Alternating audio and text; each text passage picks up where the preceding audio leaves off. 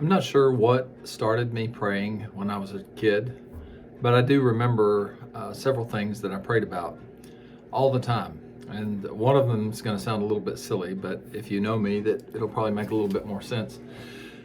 The first thing I remember praying about when I was a kid was the duck population, because in the late 80s, I was headlong into duck hunting. It's what I did with my dad, and we had a great time constantly on the weekends going duck hunting throughout the fall. But the duck population was in decline. Habitat was being destroyed. We're in a huge drought. And so, anyway, I was just trying to imagine growing up, but there not being any ducks to hunt. So I always asked God every night or on some long walks to protect and preserve the duck population.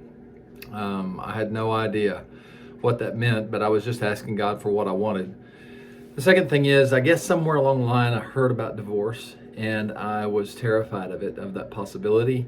And so I asked God every night to keep my parents from getting divorced, even though there was no indication that they really ever would, or that they were fighting or anything like that. It's just something that I feared and something I thought God could do something about. So I prayed about that.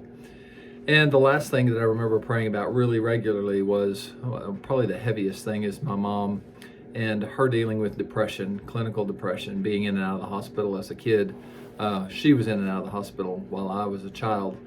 And those times were really disruptive, to say the least. They were very, very difficult. Kind of turned my world upside down when Mom would go into those periods of depression and hospitalization. And I would pray. I would just pray all the time that God would protect my mom from being depressed. He would keep her from being depressed.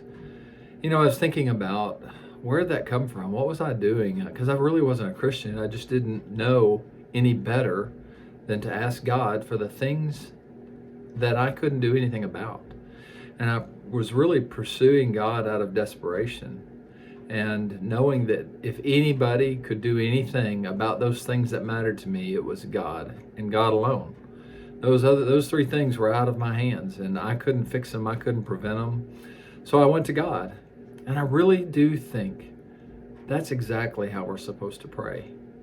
That we come to God as our only thing, as the one who can do something about the things that matter the most to us. So I want to invite you to come pray in that way.